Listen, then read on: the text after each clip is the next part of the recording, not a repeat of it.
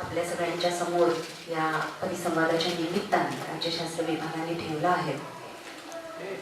माझ्यापैकी मी आणि दत्ता पवार सर म्हणा किंवा आम्ही दोघंही खरं तर वाङ्मयाच्या क्षेत्राशी अधिक परिचित. आपल्या दोन्ही आपले आजचे जे अभ्यासक आहेत त्यांच्यामध्ये एक तरुण अभ्यासक आहेत आणि एक तसे ज्येष्ठ अभ्यासक आहेत. मी दोघांचंही स्वागत करते. पुणे विद्यापीठाशी संबंधित असलेला हा जो तरुण असा सहकारी आहे तो एका वेगळ्या पद्धतीने आजच्या विषयावर प्रकाश टाकेल मला खात्री आहे. आणि त्याचबरोबरीने डॉक्टर दत्ता पवारांचा अनुभव हा आपल्या समोर येणार आहे. आजच्या या सत्रामध्ये खरं तर 3 निबंध सादर केले जाणार होते. त्यापैकी एक निबंध वाचक हे आता उपस्थित नाही आहेत या सत्रामध्ये. त्यामुळे तो जो त्यांचा विषय होता तो असा होता की छत्रपती शिवाजींचे मराठी कादंबरीतलं चित्रण. तेव्हा हा निबंध आज सादर होणार नाही, परंतु बाकीचे जे दोन्ही विषय आहेत ते दोन्ही विषय आपल्या निबंधाच्या माध्यमातून आपले अभ्यासक सादर करणार आहेत.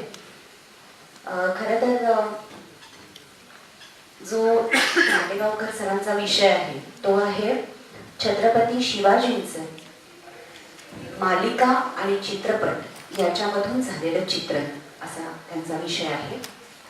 आणि दुसरा जो विषय आहे जो दत्ता पवार सादर करणार आहेत आपल्या निबंधातून छत्रपती शिवाजींचे मराठी कवितेतील चित्रण असा त्यांचा विषय आहे. थोडंसं आपण कल्पिताच्या क्षेत्राकडे या सत्रामध्ये आलेलो आहोत आणि चित्रपट, मालिका आणि दुसऱ्या बाजूला कविता हे तिन्ही जे प्रकार आहेत हे कल्पित म्हणून आपण पाहतो आहोत. पण त्याचबरोबरीने या कल्पितामध्ये काय प्रकारचा इतिहास, ऐतिहासिक वास्तव आणि त्याची असलेली सगळी समाजाशी असलेली त्याची जोडणी, त्याचा अनुबंध हा आपल्या पुढल्या निबंधामधनं उलगडत नेणार आहेत आपले अभ्यासक. मी अधिक वेळ घेत नाही. मी सर्वप्रथम विनंती करते आहे की श्रीयुत माटेगावकर सरांना की त्यांनी त्यांचा निबंध सादर करावा. अध्यक्षा doctor Meena Sonekar madam, Datta Pawar sir आणि उपस्थित असलेले सगळे संशोधक, अभ्यासक आणि विद्यार्थी मित्रांनो, आत्ता थोडीशी माझी ओळख करून दिली. मी काही त्यातला फार गाढा अभ्यासक नाही आहे. अगदी मी एक छोटा MP चा प्रबंध पुणे विद्यापीठासाठी सादर केलेला आहे की महाराष्ट्रातील ऐतिहासिक प्रतीकांचं राजकारण, छत्रपती शिवाजी महाराज एक विशेष अभ्यास अशा या शीर्षकाचं मी एक संशोधन पुणे विद्यापीठासाठी सादर केलं. आणि त्याच्यामध्ये मुख्यतः माझा भर हा चित्रपट आणि मालिकातून शिवाजी महाराज आणि मराठा इतिहासाचं कसं चित्रीकरण होतं, त्याचं काय पॉलिटिक्स असतं. मुळामध्ये मी राज्यशास्त्राचा विद्यार्थी असल्यामुळे त्यातले पॉवर रिलेशन्स काय आहेत हे तपासणार आहे. त्या सगळ्या संशोधनातून तपासलेलं आहे आणि तसाच विषय आज मला इथं मांडणीसाठी दिलेला आहे. आपण चित्रपट पाहतो कारण चित्रपट हे माध्यम अलीकडे प्रचंड प्रभावी असं माध्यम झालेलं आहे. घराघरात चित्रपट पोचलेला आहे. चित्रपटाबरोबर छोट्या वाहिन्यांच्या माध्यमातून मालिका सुद्धा घराघरात पोहोचलेली आहे. जसं मनोरंजन हा चित्रपटाचा आणि मालिकांचा विषय असतो, तसं अलीकडच्या काळामध्ये इतिहास आणि इतिहास चित्र हा सुद्धा चित्रपट आणि मालिकाचा एक महत्त्वाचा विषय झालेला आहे. छत्रपती शिवाजी महाराज आणि मराठा कालखंड किंवा मराठ्यांचा इतिहास हा तर सगळ्या मराठी माणसाचा अस्तीचा विषय आहे. अगदी सगळ्यांच्या सर्व महाराष्ट्रातील जनमानसावर 350 वर्षानंतर सुद्धा शिवाजी आणि शिवाजी महाराजांच्या इतिहासाचं गाण आधी कायम आहे. शिवाजी महाराज म्हटलं की आपसुकच जय येतं, पण हे जय म्हणून येणं किंवा शिवाजी बद्दलची एक सामूहिक समज निर्माण करण्याचं काम कोण करतं समाजामध्ये? जर संशोधक, अभ्यासक सोडले, कारण संशोधक, अभ्यासक त्यांच्या एका चौकटीमध्ये बघत असतात, पण सर्वसामान्य काही इतिहास वाचत नसतात. सर्वसामान्यांना इतिहासाची जाण नसते. पण पाठ्यपुस्तकाच्या माध्यमातून जो शिवाजी सांगितला किंवा इतिहास सांगितला त्याचं एक प्रतिबिंब सर्वसामान्यांच्या मनावर असतं. अलीकडच्या काळामध्ये म्हणजे ही माध्यमे प्रभावी होण्याच्या पूर्वी पाठ्यपुस्तक हे एक माध्यम होतं की ज्याद्वारे इतिहास सर्वसामान्यांपर्यंत पोहोचवला जायचा. अलीकडच्या काळामध्ये चित्रपट आणि मालिका ही माध्यमं सुद्धा शिवाजी महाराजाबद्दलचं एक प्रतिबिंब किंवा एक सादरीकरण त्यांच्या मीडिया थ्रू किंवा दृकश्राव्य माध्यमातून आपल्या समोर ठेवतात. सर्वसामान्य पाहतात आणि विसरून जातात. इतकं सोपं नाही. तर त्या चित्रपट आणि मालिकातून जो इतिहास सादर केला जातो, जो समोर ठेवला जातो, त्याच्यातून एक निश्चित अशी राजकीय समज निर्माण होत असते, एक पॉलिटिकल साईड निर्माण होत असते. कारण चित्रपट पाहिल्यानंतर किंवा मालिका पाहिल्यानंतर त्याचा प्रभाव दीर्घकाळ व्यक्तीच्या सर्वसामान्यांच्या मनावर असतो. आणि शिवाजी महाराजांचं प्रतीक आणि इतिहासाचं सुद्धा तसंच आहे. अलीकडे चित्रपट आणि मालिकांच्या द्वारे शिवाजी हा घराघरात पोहोचवला जातोय. तो कुठला शिवाजी आहे, तो कसा तपासायचा, हा मुख्य भाग आहे. की चित्रपट पाहिला सर्वसामान्य विचार करत नाही की कुठल्या हिस्ट्री रायटिंगच्या चौकटीमध्ये मांडलेला शिवाजी दाखवला जातो. शिवाजी महाराजांचा इतिहासाबद्दलची समज ही सारखी नाहीये. सर्वसामान्यांना फक्त शिवाजी हा एक हिंदू राजा होता आणि स्वराज्याची निर्मिती केली, इतकी एक सर्वसामान्य समज सर्वसामान्यांमध्ये असते. पण शिवाजी महाराजाबद्दलचे अनेक इंटरप्रिटेशन्स, शिवाजी महाराज आणि मराठा इतिहासाबद्दलचे वेगवेगळे इंटरप्रिटेशन्स आपल्याला पाहायला मिळतात. ते इंटरप्रिटेशन्स लक्षात घेतल्यानंतर आपल्याला लक्षात येते की आपल्यासमोर मांडलेला शिवाजी हा कुठल्या फ्रेमवर्कमध्ये मांडला जातोय. दुसरी महत्वाची गोष्ट, जो शिवाजी दाखवला जातो किंवा जो इतिहास दाखवला जातो त्यातून कुठला राजकीय संदेश दिला जातो. नुसता राजकीयच नाही तर त्यातून कुठला सामाजिक राजकीय संदेश दिला जातो, हेही नीट बघितलं तर चित्रपट हा अभ्यासाचा, संशोधनाचा विषय बनतो. अलीकडे जे इतिहासकार आणि इतिहास लेखन करणारे फक्त डॉक्युमेंटवर लक्ष द्यायचे, साधनावर इतिहास लिहित असताना. पण अलीकडच्या काळामध्ये चित्रपट हे सुद्धा इतिहास लेखनाचं एक माध्यम बनलेलं आहे.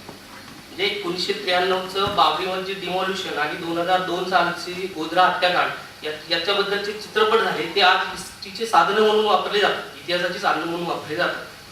म्हणजे शिवाजी हा नुसता आता फक्त इतिहास लेखनाचा विषय राहिलेला नाहीये, तर तो चित्रपटाचा विषय झालेला आहे. आणि तो चित्रपटाचा विषय होऊन तो सर्वसामान्यांपर्यंत पोहोचवला जातो. आणि तो पोहोचवला गेलेला शिवाजी कोणता शिवाजी आहे, ते शिवाजी आणि तो इतिहास कोणता आहे, त्यातून कुठली एक राजकीय मानसिकता तयार होते, त्यातून कुठली राजकीय विचार प्रणाली सर्वसामान्यांपर्यंत पोहोचवली जाते, कुठला राजकीय संदेश त्याच्यावर दिला जातो, असे प्रश्न चित्रपट पाहत असताना किंवा मालिका पाहत असताना उपस्थित होतात. मी मला की सर्वसामान्य असे प्रश्न उपस्थित करत नाहीये, पण सर्वसामान्य जरी प्रश्न उपस्थित करत नसले तरी त्या चित्रपटातील सादरीकरणातून आणि मालिकातील सादरीकरणातून एक सामूहिक समज निर्माण केली जाते, ज्याला कॉमन सेन्स असं म्हणतात. ग्रामसियन कॉन्सेप्ट मध्ये एक सामूहिक समज निर्माण करायची आणि त्याचा वापर हितसंबंधाचं राजकारण करण्यासाठी करायचा. आणि महाराष्ट्रातील विविध राजकीय पक्ष, मुख्य प्रवाही राजकारण करणारे पक्ष हे त्या एकूण साईडचा, त्या राजकीय संदेशाचा फायदा आपलं पॉलिटिक्स पुढे घेऊन जाण्यासाठी करत असतात. कारण मराठी माणसाच्या मनावर 350 वर्षानंतर सुद्धा शिवाजी आणि शिवाजी महाराजांच्या इतिहासाचं जाणून कायम आहे. राज्यशास्त्राचे मोठे अभ्यासक बऱ्याच जणांना माहिती असतील, हेदी फडके म्हणायचे की मराठी माणूस हा शरीराने किंवा मराठी भाषक हा शरीराने जरी 21व्या शतकात वावरत असला तरी तो मनाने 17व्या शतकात जन्मलेला आहे. म्हणजे 17व्या शतकातलं इतिहास, 17व्या शतकातील शिवाजीचा पराक्रम आणि त्याचं गारूड आजही कायम आहे. आणि त्या निमित्तानं आपल्याला शिवाजी महाराजांवरचे कुठले चित्रपट निर्माण झाले, त्यातला कुठला राजकीय संदेश दिला गेला, हे आपल्याला पाहता येईल. सगळ्या चित्रपटांचा, मालिकांचा संदर्भ घेणं कठीण आहे, पण काही 2-3 केस स्टडीज आपण घेऊया आणि त्याच्यावर मी थोडंसं भाष्य करेन. 3 केस स्टडीज आपण घेऊया. आता इथं बरेच तरुण मंडळी आहेत, त्यांनी भालजी पेंढारकरांचे चित्रपट पाहिलेले नाही, पण काका समोर टाकून बसलेले येतात. त्यांच्या काळामध्ये भालजी पेंढारकरांचे चित्रपट दाखवले जायचे. अलीकडे 24 तास चालणाऱ्या वाहिन्या येतात, पण मला आठवत नाही की भालजी पेंढारकरांचा चित्रपट अलीकडच्या काळामध्ये ते दाखवला जातो. पण टीव्ही माध्यम किंवा चित्रपट हे माध्यम प्रभावी होण्याच्या पूर्वी दूरदर्शन फक्त घरामध्ये पोहोचलेलं होतं. त्या काळामध्ये, दूरदर्शनच्या काळामध्ये शनिवार आणि रविवार या 2 दिवशी चित्रपट दाखवले जायचे. म्हणजे शनिवारी मराठी चित्रपट दाखवला जायचा आणि रविवारी हिंदी चित्रपट दाखवला जायचा. त्या काळामध्ये मात्र भालजी पेंढारकरांचे चित्रपट दाखवले जायचे. म्हणजे भालजी पेंढारकरांचा चित्रपट असं का घेतले, कोणीतरी प्रश्न विचारेल की भालजी पेंढारकरांचे चित्रपट का? कारण चित्रपट हे माध्यमाचा इतिहास मोठा आहे. प्रभावी माध्यम म्हणून जरी ते गेल्या 20 वर्षामध्ये पुढे आलं असलं तरी चित्रपट कधीपासून निर्माण होतो? 1913 साली दादासाहेब फाळकेंनी पहिल्यांदा चित्रपट निर्माण केला आणि तिथून चित्रपट सृष्टीचा इतिहास सगळा पाहायला मिळतो. मग चित्रपटाचे विषय आशय प्रत्येक टप्प्यावर बदलत गेले. सुरुवातीला चित्रपट कसा होता? मूकपट होता. तो कृष्णधवल होता. कृष्णधवल म्हणजे कृष्ण असं नाहीये, कृष्णधवल म्हणजे ब्लॅक अँड व्हाईट. चित्रपट ब्लॅक अँड व्हाईट होता, तो मूकपट होता. तो नंतर मूकपटाकडून तो बोलपट झाला, बोलपटाकडून तो रंगीत झाला, रंगीत होऊन तो घराघरामध्ये टीव्हीच्या माध्यमातून पोहोचला. मोठ्या पडद्यावर चित्रपट पाहिले जातात आणि ते आता प्रभावी माध्यम आहे. हा जर सगळा इतिहास पाहिला तर त्याला पार्श्वभूमी कधीपासूनची दिसते? तर स्वातंत्र्यपूर्व काळापासूनची, ज्याला वासाहतिक वर्चस्वाचा काळ म्हणतात, त्या वासाहतिक वर्चस्वाच्या काळापासून चित्रपट निर्माण केले जातात आणि त्या वासाहतिक वर्चस्वाच्या काळामध्ये चित्रपटाचे उद्देश काय होते? तर सर्वात महत्वाचे उद्देश स्वातंत्र्यपूर्व काळामध्ये एक लोकांमध्ये राष्ट्रवादी भावना निर्माण करणं चित्रपटाच्या माध्यमातून. दुसऱ्या बाजूला स्वदेशीचा प्रचार आणि प्रसार करणं हा चित्रपटांचा मुख्य उद्देश होता. आणि त्या अनुषंगाने स्वातंत्र्यपूर्व काळातील चित्रपटांचे विषय कसे होते? चित्रपटाचे विषय हे पौराणिक होते, ऐतिहासिक होते. त्याच्याबरोबर सामाजिक विषय त्याच्यानंतर यायला लागले आणि नंतर विनोदी चित्रपट पण यायला लागले. हा सगळा कालखंड दिसतो, हा सगळा इतिहास दिसतो चित्रपट निर्मितीचा.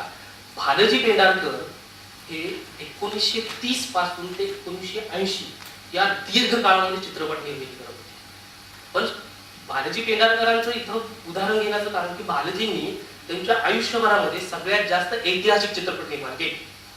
त्यांनी पौराणिक चित्रपटही निर्माण केले, सामाजिक चित्रपटही निर्माण केले. आपण त्याच्याबद्दल आता बोलत नाही, आपण आता बोलतोय तो त्यांच्या ऐतिहासिक चित्रपटांबद्दल. पण ऐतिहासिक म्हणत असताना सुद्धा इतिहास काही फक्त शिवाजी महाराजांचाच इतिहास नाही, इतिहास वेगवेगळे.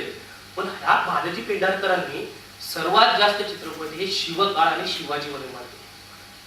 त्या भालजी पेंढारकरांची स्वतःची आयडिओलॉजी, विचार प्रणाली ही चित्रपटाच्या माध्यमातून व्यक्त व्हायची. म्हणजे त्यांची स्वतःची आयडिओलॉजी ते चित्रपटाच्या माध्यमातून सर्वांसोबत सादर करायची. भालजी पेंढारकरांचं उदाहरण घेण्याचं कारण की महाराष्ट्रामध्ये आणि अखिल भारतीय चर्चा विश्वामध्ये शिवाजी महाराज आणि मराठा कालखंडावर चित्रपट निर्माण करणारी भालजी पेंढारकर एकमेव होती. आणि त्या काळात चित्रपट निर्मिती करणाऱ्या अनेक संस्था होत्या. प्रभात नावाची एक संस्था चित्रपट निर्मिती करत होती, पण त्यांचे हेतू व्यावसायिक होते. भालजी पेंढारकरांच्या चित्रपट निर्मितीचे हेतू मात्र व्यावसायिक नव्हते.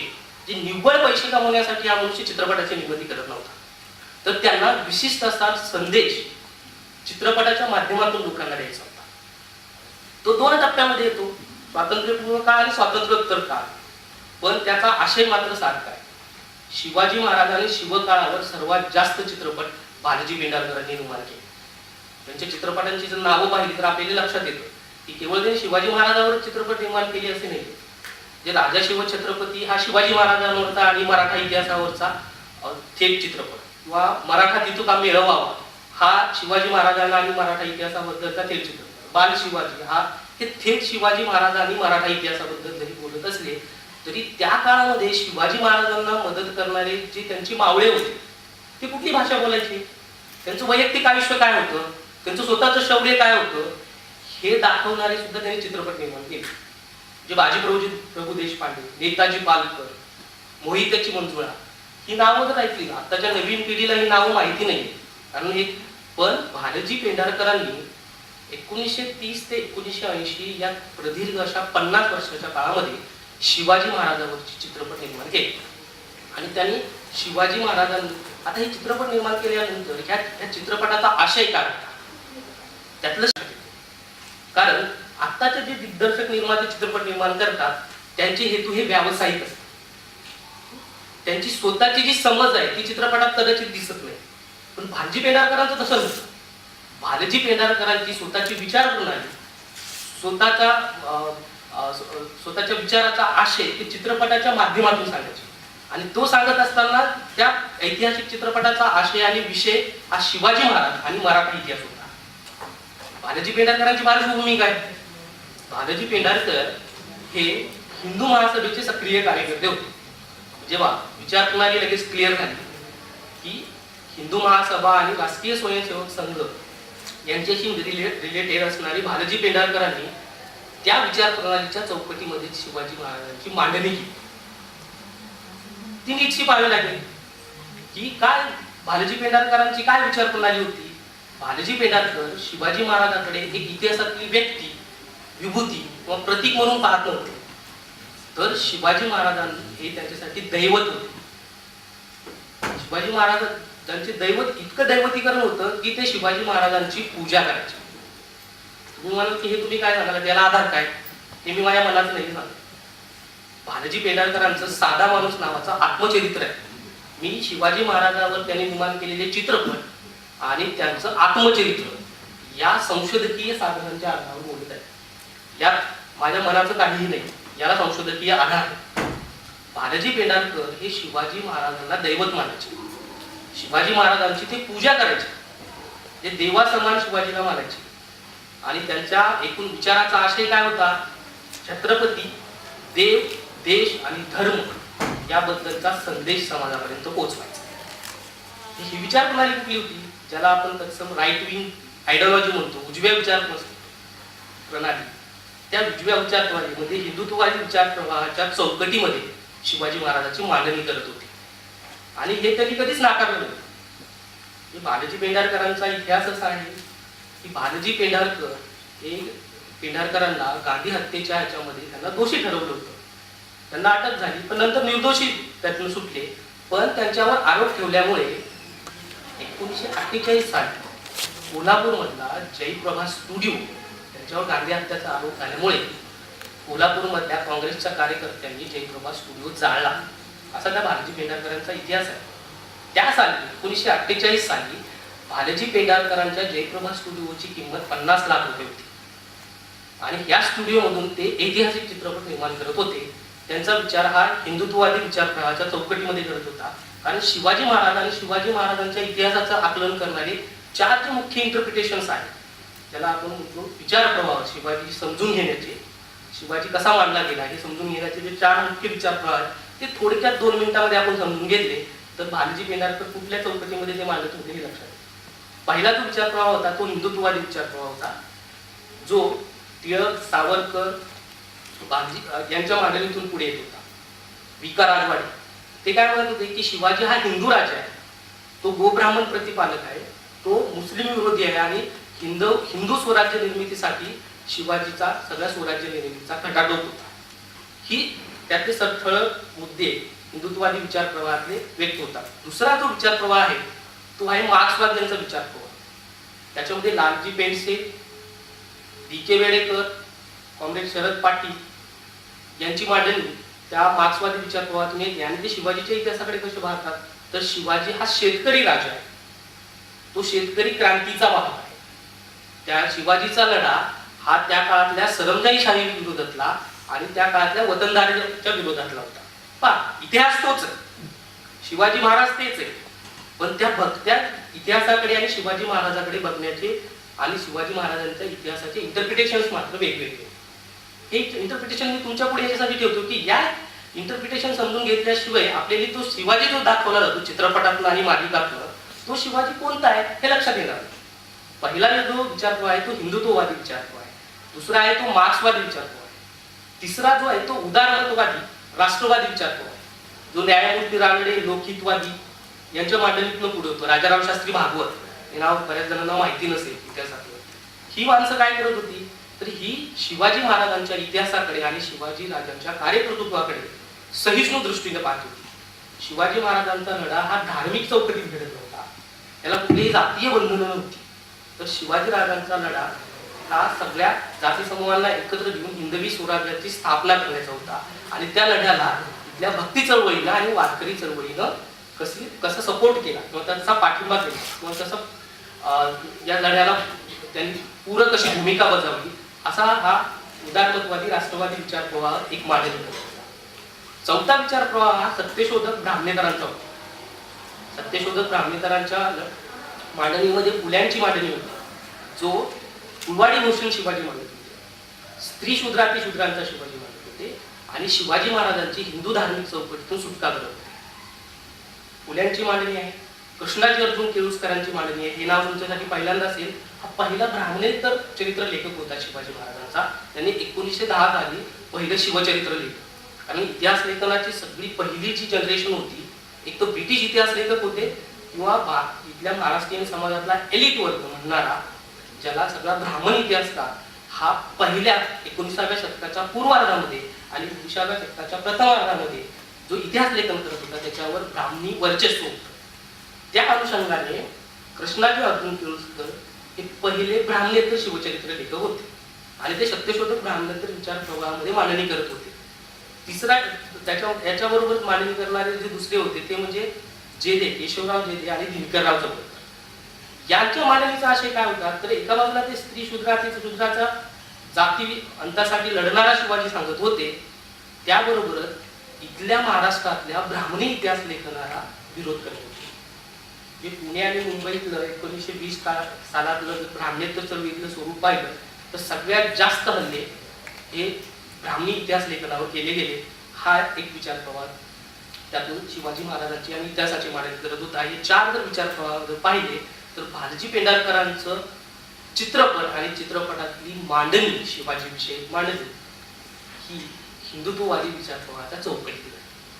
शिवाजी हा हिंदू राजा आहे, तो आक्रमक क्षत्रित्वाचा दावा करणारा, अशा पद्धतीची मांडणी ते शिवाजी महाराजांवरच्या चित्रपटातून करतात. चित्रपट जेव्हा सुरू व्हायचा कधी पाहिला तरी, कारण ते आता अवेलेबल नाही असं नाही, युट्यूबवर गेला तर राजा शिवछत्रपती टाकला, नेताजी पालकर टाकला, मोहितेजी मंगळ सगळे चित्रपट अवेलेबल आहेत. मी एक चित्रपट तुमच्या समोर ठेवतोय, राजा शिवछत्रपती 1952 सालचा. त्या सालचा जर चित्रपट पाहिला तर असं लक्षात येते की चित्रपटाची सुरुवात कशी व्हायची, त्या काळातला शिवाजी कसा दाखवला जायचा, तो अतिशय कृष्ण ब्लॅक अँड व्हाईट मध्ये आहे. तर सुरुवातीला त्यांचे प्रेरणादायी घोषवाक्य भालजी पेंढारकरांची यायची. त्या म्हणायचे की हा निवळ केवळ मनोरंजनाचा अट्टहास नाही, तर देव, देश आणि धर्म यांच्या प्रती ठेवलेली ही पूजा आहे. अशा पद्धतीचं टायटल सुरुवातीला यायचं. म्हणजे शिवाजी हा एक त्यांच्यासाठी दैवत होता आणि त्या दैवतासाठी वाहिलेली, एका भक्ताने वाहिलेली ती एक पूजा आहे असं त्या चित्रपटाला मी म्हणायचे. मग चित्रपट सुरू झाल्यानंतर सर्वात महत्वाचा जो काळ, कारण शिवाजी महाराजांच्या इतिहासाबद्दल आपल्याला उत्सुकता काय असते, कारण शिवाजी महाराजांचा इतिहास 2 पातळ्यांवरचा आहे. एक शास्त्रीय पद्धतीनं लिहिला गेला इतिहास आहे आणि दुसरा प्रचारकी इतिहास आहे. सर्वसामान्यांपर्यंत जो पोहोचला जातो तो प्रचारकी इतिहास असतो, की शिवाजी महाराजांचा राज्याभिषेक, शाहिस्तेखानाचा वध, अफजल खानाचा वध, असे तुकड्या तुकड्यांमध्ये कार्यकर्तृत्व गाजवणारे काही इव्हेंट्स तेवढे तो प्रचारकी इतिहासाच्या माध्यमातून सर्वसामान्यांपर्यंत पोहोचवले जातात. भालजी पेंढारकर सुद्धा त्यांच्या चित्रपटाच्या माध्यमातून याच पद्धतीचे विषय मांडत होते प्रचारकी स्वरूपाचे. अफजल खानाचा वध करत असतानाचा जो त्या काळातला सीन आहे तो अतिशय आकर्षक पद्धतीने दाखवला जायचा. दुसरा महत्वाचा भाग म्हणजे शाहिस्तेखानाचा वध किंवा आग्र्याहून झालेली सुटका, हे सगळे ज्या इतिहासातल्या बाबी आहेत किंवा इतिहासातल्या घटना आणि प्रसंग आहेत ते अतिशय आकर्षकपणे भालजी सगळ्यांच्या समोर ठेवायचे. पण त्यातला जो संदेश दिला जायचा तो मुस्लिम विरोधी असायचा. शिवाजीवरचा सगळा चित्रपट पाहिल्यानंतर असं लक्षात येतं की शिवाजी कुठेही निजाम, मुघल, कुतुब असे शब्द कुठेच वापरत होते. शिवाजी महाराजांचा लढा त्या काळात कुतुबशाही विरुद्धचा होता, मोगलशाही विरुद्धचा होता, निजामशाहीच्या विरुद्धचा होता, असं कुठेही येत नाहीये. तर प्रत्येक वेळी शिवाजीच्या तोंडून मुसलमान, इस्लाम असे शब्द भालजी पेंढारकरांच्या चित्रपटातून येतात. त्यातून त्यांची दृष्टी समोर येते. ती दृष्टी एक तो जो इतिहास आहे तो इतिहास मांडणीतून येते, परंतु त्या भालजींच्या कल्पनेतला इतिहास सुद्धा तो पुढे येतो आणि तो इतिहास हिंदुत्ववादी विचार प्रवाहाच्या चौकटीतला आहे. त्यातल्या आणखी 2-3 घटना त्या चित्रपटातल्या या निमित्तानं मांडल्या पाहिजेत. चित्रपटांमध्ये नेताजी पालकर याची धर्मशुद्धीचा इव्हेंट येतो चित्रपटात. आता नेताजी पालकरांची धर्मशुद्धी म्हणजे काय, तर नेताजी पालकर हा जन्मतः हिंदू आहे, त्यांनी मुस्लिम धर्म स्वीकारला. मुस्लिम धर्मामध्ये गेलेल्यांना परत हिंदू धर्मामध्ये आणणं, याला धर्मशुद्धीची चळवळ असं म्हटलं गेलं होतं त्या काळामध्ये, भालजींच्या काळामध्ये 1940-50च्या काळामध्ये. आणि हा धर्मशुद्धीची चळवळ हा हिंदू महासभेचा अजेंडा होता. म्हणजे हिंदू महासभेचा अजेंडा ते चित्रपटातून दाखवत होते. नेताजी पालकरांची धर्मशुद्धीची चळवळ, जसा राज्याभिषेकाचा इव्हेंट असतो, शिवाजी महाराजांच्या स्वराज्य निर्मितीमधला सगळ्यात महत्वाचा जो इव्हेंट आहे तो राज्याभिषेकाचा आहे. कारण राज्याभिषेक करणं म्हणजे सुराज्य निर्मिती झाल्याचं ते प्रतीक आहे, तो दाखवला. पण त्याच्याबरोबरच भालजी पेंढारकर हे नेताजी पालकरांचा धर्मशुद्धीचा इव्हेंट सुद्धा दाखवायचे. म्हणजे भालजी आणि हा सगळा चित्रपट जेव्हा संपायचा तेव्हा प्रत्येक चित्रपटाचा शेवट हा भगव्या झेंड्याने व्हायचा. अशा पद्धतीचं चित्रपटातलं शिवाजी महाराजांचं सादरीकरण असायचं. वेळेअभावी मी त्याच्या फार खोलात जात नाही, आणखी छोटे छोटे भाग आहेत त्याच्यामध्ये. पण भालजी पेंढारकर हे त्या हिंदू धार्मिक चौकटीमध्ये शिवाजी महाराजांचा इतिहास मांडत होते. दुसरी गोष्ट, हे सर्व मांडत असतानाचा काळ कुठला होता आणि त्या काळामध्ये त्याला ती स्पेस मिळाली होती का, तर तुम्ही लक्षात घ्या की 1950 ते 60 या 10 वर्षाच्या काळामध्ये महाराष्ट्रामध्ये संयुक्त महाराष्ट्र चळवळीचा लढा प्रचंड मोठ्या प्रमाणामध्ये उभारला गेला. मुंबईमध्ये तो अधिक मोठ्या जोमाने उभारला गेला आणि त्या काळामध्ये शिवाजी महाराज हे मराठी अस्मितेचे प्रतीक म्हणून उभारलं गेले. एवढा मोठा इतिहास असून सुद्धा भालजी ही हिंदुत्वाच्या आणि हिंदू धर्म चौकटीमध्ये शिवाजीची मांडणी करत होते. ही स्पेस त्या काळामध्ये त्यांना उपलब्ध होती का? म्हणजे शिवाजी महाराजांवरचा चित्रपट 52चा आहे, 57चा आहे, तर ती स्पेस होतं. धोरण काय होतं? सांस्कृतिक सत्ता ब्राह्मणांकडे आणि राजकीय सत्ता मराठ्यांकडे. It's a part of politics, म्हणजे त्यांच्या राजकारणाचा भाग होता आणि त्याचा भाग म्हणून भालजींना ती स्पेस उपलब्ध झालेली होती. आणि त्या अनुषंगाने त्यांनी जे चित्रपट निर्माण केले त्याला कुठलेही त्या काळामध्ये अडथळे सुद्धा आले नाहीये. महत्वाचा भाग तुम्ही यातला सगळ्यात की त्यातून जो शिवाजी दाखवला गेला, त्यामुळे त्या काळामध्ये 1952 साली काश्मीरमध्ये या चित्रपटाच्या प्रदर्शनावर बंदी आली होती. अब्दुल्ला सरकारने त्यातला शिवाजी हा हिंदू धार्मिक चौकटीमध्ये कसा दाखवला जातोय या अनुषंगाने सगळा इतिहास असल्या कारणाने, कारण त्या चित्रपटाचं हिंदी रूपांतर सुद्धा त्या काळामध्ये झालेलं होतं, त्यामुळे काश्मीरमध्ये या चित्रपटावर बंदी आणली गेली. हा एकूण भालजी पेंढारकरांच्या चित्रपटातला सादरीकरणातला आशय तुमच्या लक्षात येतो. हा एक केस स्टडी झाला. त्याच्याबरोबरच अलीकडचे पण चित्रपट आपण घेतले पाहिजेत, कारण चित्रपट कुठल्या काळाच्या संदर्भामध्ये येतात, त्या काळाचे संदर्भ महत्वाचे असतात. मी शिवाजीराजे भोसले हा चित्रपट मला वाटते की जी टॉकीजवर आठवड्यातनं 1-2दा तरी लागतो आणि त्यातनं एक शिवाजी दाखवला जातो, त्यातून एक मराठी माणसाची. तो चित्रपट खऱ्या अर्थाने ऐतिहासिक नाही, तो जागतिकीकरणाच्या नंतरच्या काळात आलेला आणि अगदी अलीकडच्या काळातला चित्रपट आहे. तो आजच्या काळातल्या प्रश्नाला जोडून आलेला आहे. मुंबईमधली मराठी माणसाची आत्मवंचना ही त्या चित्रपटाच्या माध्यमातून मांडलेली आहे, पण ती मांडत असताना शिवाजी हे प्रतीक आले. ती आत्मवंचना मांडत असताना शिवाजी म्हणजे सामाजिक गरज म्हणून हे शिवाजीचं प्रतीक येतं. पण शिवाजीची भाषा कोणती आहे? तर शिवाजीची भाषा ही इतिहासातली नाही. शिवाजी महाराजांच्या तोंडचे जर सगळे तुम्ही संवाद ऐकले तर तुमच्या अशा लक्षात येईल की शिवाजी महाराजांच्या तोंडचे संवाद हे मराठी अस्मितेचे आणि मराठी माणसाच्या एकूण अस्तित्वासंदर्भातले प्रश्न उपस्थित करणारे सगळे संवाद आहेत. हा चित्रपट 2009 साली येतो. त्याचं एक मोठं प्रयोजन आहे.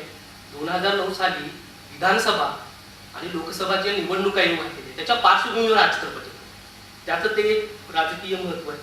दुसऱ्या बाजूला तो एक पॉलिटिकल मॅसेज पण देतो आणि हा पॉलिटिकल मेसेज जर नीट बारकाईनं पाहिलं तर कुठल्या तरी राजकीय पक्षाला पूरक असायचं. त्या राजकीय पक्षाचं नाव नाही घेणार, कारण मराठी अस्मितेचे आणि मराठी माणसाचे प्रश्न घेऊन लढणारे कोणते पक्ष हे सगळे तुम्हाला माहिती आहे.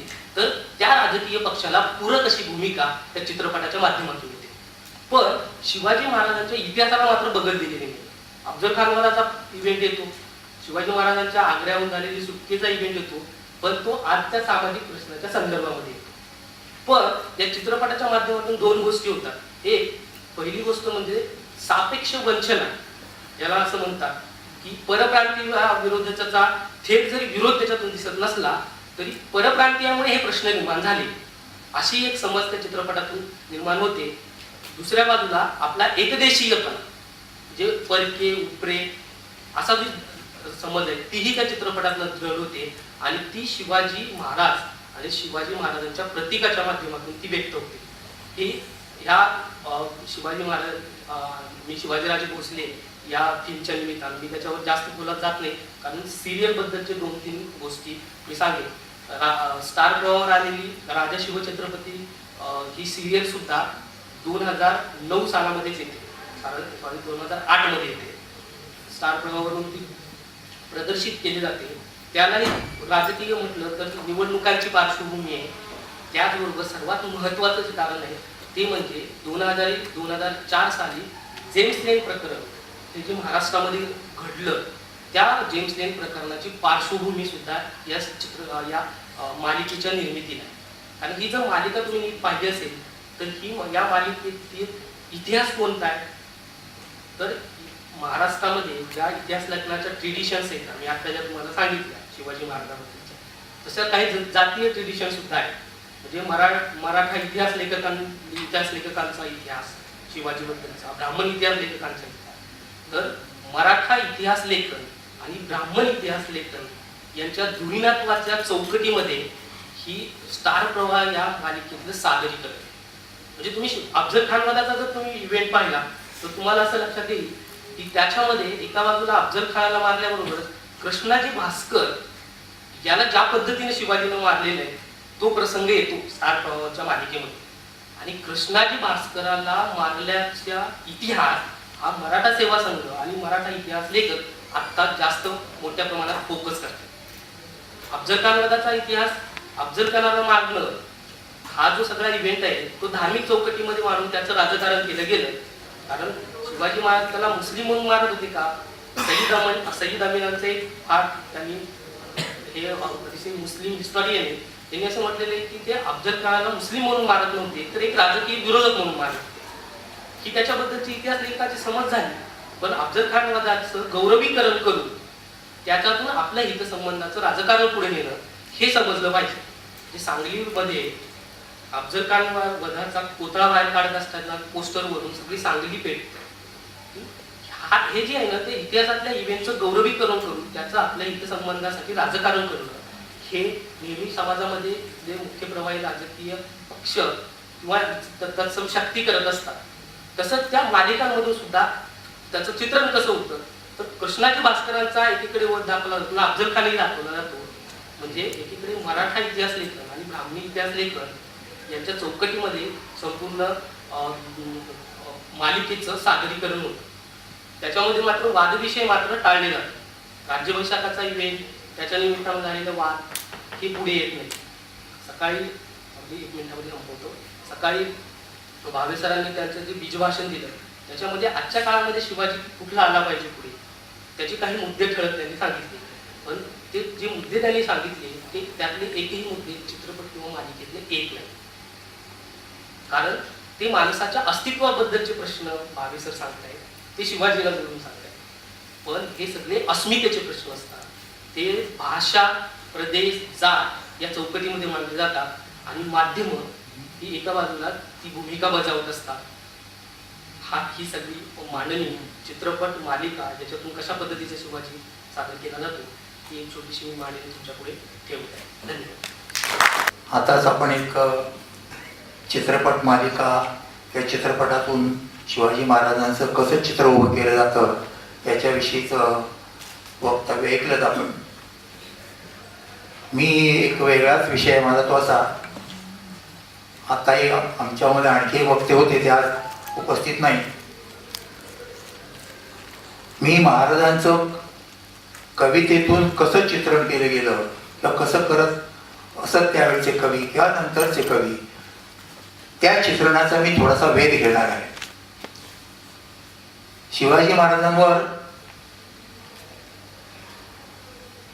1869 पासून ते 1971 पर्यंत 4 खंडकाव्य, 2 महाकाव्य आणि जवळजवळ 50 ते 60 कवींनी चित्रण केलेलं आहे.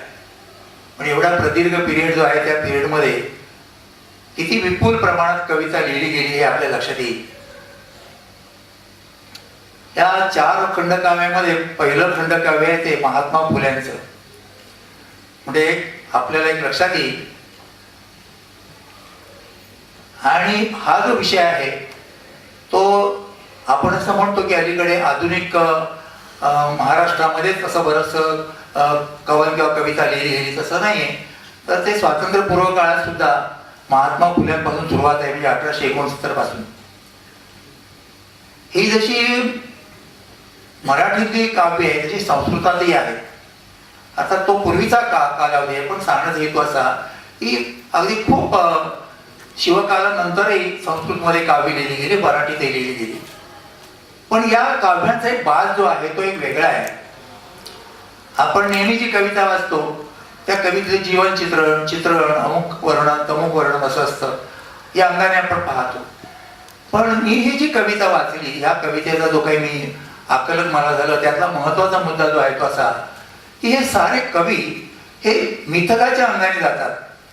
म्हणजे हा एक वेगळा फरक आहे आपल्या लक्षात येईल की मिथकाच्या अंगाने का जात असतील हे.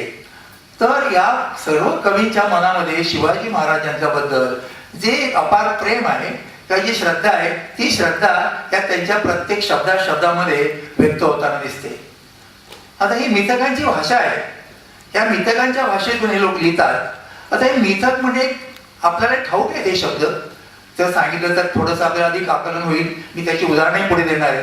हे मिथक कसं असतं तर आपल्याला ठाऊक असतं, पुराण कथा असतात. त्याचे 2 उदाहरणं सांगतो. हे कसं आहे, आपल्याला माहीत असलेली एक मिथक असलेले रामराज्य. हे रामराज्य म्हटलं की रामाचं राज्य कसं आणि ते रामराज्य यावं असं आपल्याला वाटत असतं. दुसरं एक मिथक आहे, त्याचं तुम्हाला परिचित आहे की गो ब्राह्मण प्रतिपादक राजा. आणि तिसरं एक मिथक यातून ते अगदी वेगळं येतं, ते महात्मा फुलेंनी मांडलेलं आहे. ते असं की हा कुळवाडी भूषण राजा आहे. त्या तिघांच्या मध्ये लक्षात येईल फरक काय आहे तो. हे कुळवाडी भूषण राजा, मी कुळवाडी भूषण राजा शिवाजी असं त्यांचं एक दीर्घ पोवाड आहे. खरं म्हणलं ते पोवाड म्हणण्यापेक्षा ते खंडकाव्याचं आहे असं मला वाटतं. ही मिथकांची जी भाषा असते ही तुम्हाला काही नवीन नाही. आपण ज्याला आख्यायिका म्हणतो, दंतकथा म्हणतो, प्राककथा म्हणतो किंवा दिव्य कथा म्हणतो, देवासुर कथा म्हणतो, या सगळ्या कथातून तुमच्या लक्षात येईल या सगळ्या कथांचे संदर्भ या कवितेत येतात. म्हणजे या सर्व कवींच्या कवितेत येतात. आणि मग हे खरं तर ते मिथक जे असतं ते त्या खरं म्हटलं तर ते हिरो वर्शिपच्या अंगाने जाणारी जी कविता असते त्या कवितेमध्ये ते मांडलं जातं. आणि त्या व्यक्तीला ज्याचं आपण चित्रण करणार आहोत त्या व्यक्तीचं उदात्तीकरण करण्याचा एक हेतू असतो. आणि तोच खरं म्हटलं तर शिवाजी महाराजांवर प्रेम करणाऱ्या या सर्व कवींनी या पद्धतीने लिहिलेला आहे. तर पुढे असं आहे, मला मी थोडंसं वाचतो, थोडंसं या पद्धतीने सांगितलं की शिवाजी महाराजांचे चरित्र म्हणजे आपल्या सर्वांच्या मर्मबंधातील एक ठेव आहे. महाराज आपल्या सर्वांनाच प्रातस्मरणीय. कधी काळी आपल्याला कोणी विचारले की महाराष्ट्र आणि शिवाजी महाराज यांच्यापैकी आपल्याला अधिक प्रिय कोण वाटते, तर आपण क्षणभरही न थांबता उत्तर देऊ शिवाजी महाराज आपल्याला आवडतात असे सांगू. म्हणजे महाराष्ट्र आणि शिवाजी याच्या तुलनेने विचार केला तरी इतके आपण महाराष्ट्रापेक्षा शिवाजी महाराजांना जवळचे मानतो म्हणा किंवा त्यांच्यावर अधिक श्रद्धा आहे. अशा आपल्या महान अवतारी पुरुषावर नाना चरित्रे लिहिली गेली, असंख्य नाटके लिहिली गेली, असंख्य कादंबऱ्या लिहिल्या गेल्या. तुम्ही यातील काही ना काहीतरी नक्कीच वाचलेले असेल. नाटके पाहिली असतील, त्यांच्या जीवनावर लिहिलेल्या कादंबऱ्या वाचल्या असतील, कथा वाचल्या असतील. मराठी साहित्यात ऐतिहासिक कादंबऱ्यांचा एक काळ होता. स्वातंत्र्यपूर्व काळातील या कादंबऱ्या वैशिष्ट्यपूर्ण आहेत. गुंजीकरांची 1871 मधली मूर्छनगड ही शिवशाहीवर लिहिलेली पहिली कादंबरी गुंजीकरांनी 1871 मध्ये लिहिली. त्यानंतर हरिभाऊ आपट्यांची महाराजांच्या जीवनावरची लिहिलेली कादंबरी उषटकाली आहे. त्यांची पुढची गड आला आणि सिंहगड ही कादंबरी आहे. त्यानंतर वसंत कानेटकरांनी, रणजित देसाईंनी सुद्धा काही कादंबऱ्या नाटकं लिहिली. या सर्वातून एकच लक्षात येईल की ही सर्व रचना आपण वाचून सुद्धा आपल्याला खरं समाधान झालेलं नसतं. वाचकांना आपण तेवढे तृप्त झालेले नसतो. तर हे असं तृप्त न करून देणारं जे काही लेखन असतं आपण परत पुढे नवीन नवीन वाचतो, त्याच्यातून ही तृप्ती शोधत असतो. हे सारं वाचून नाटक सिनेमातून पाहून तुमचं मन काही तृप्त झालेलं नसेल. माझंही मन तृप्त झालं नाही, म्हणून मी महाराजांच्या जीवनावर लिहिलेल्या गेलेल्या कवितांकडे वळलो आणि माझ्या लक्षात आलं की इथली कविता अगदी वेगळी आहे. विशेष म्हणजे या सर्वांच्या कवितेत मला एक समान सूत्र सापडलं, ते म्हणजे महाराजांच्या चरित्रकथेचे कवीने केलेले पुराणीकरण म्हणजेच मिथीकरण. सर्वांच्या कवितेचा हा विशेष आहे. 1869 ते 1971 या काळातील या रचना आहेत. आशय प्रभावीपणे सांगण्यासाठी हे कवी मिथकांचा उपयोग करतात.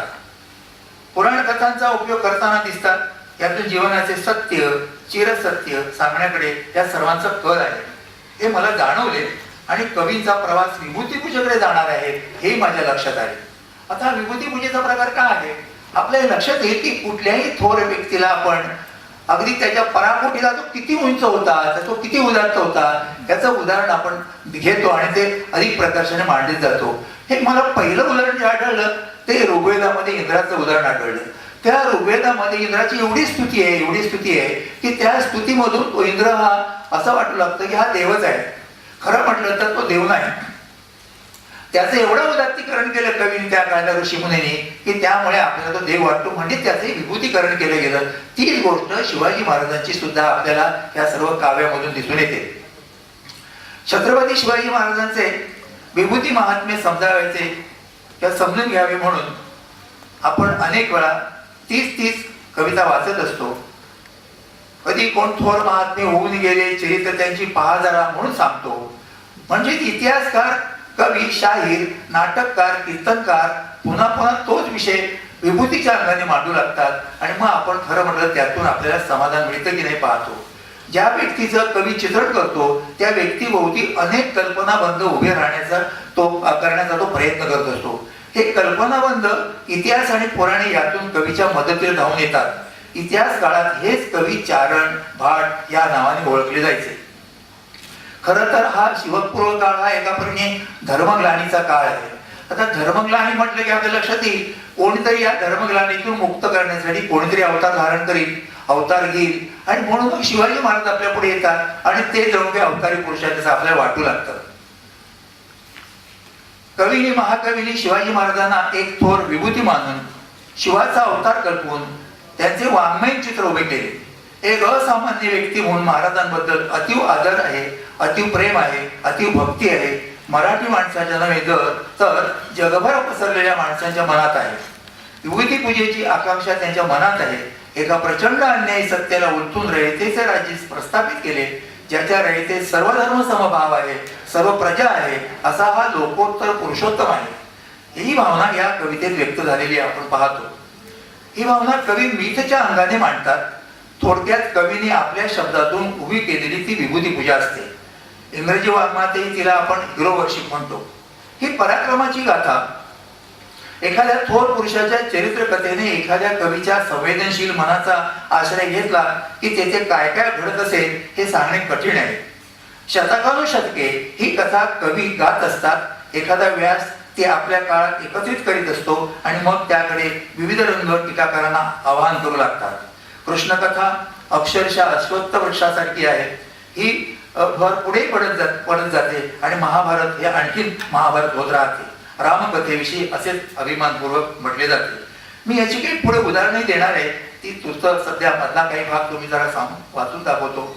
यातूनच पराक्रमी पुरुषांच्या गौरवाची परंपरा सुरू झाली आणि मग ही सर्व परंपरा आपण भक्तीच्या अंगाने पाहू लागतो. इतिहास आणि ललित वाङ्मय. इतिहास आणि ललित वाङ्मय यांच्या अभिव्यक्तीतून जे जे सत्य साकारत गेले ते वास्तव.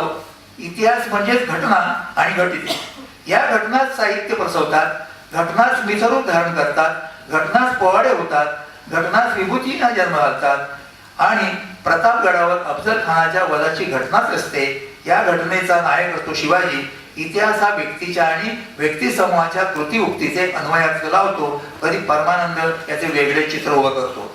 त्यांनी इंद्राचं उदाहरण दिले आणि इंद्र आणि वृत्रासूर हे दोघे समोरासमोर आमने सामने आले.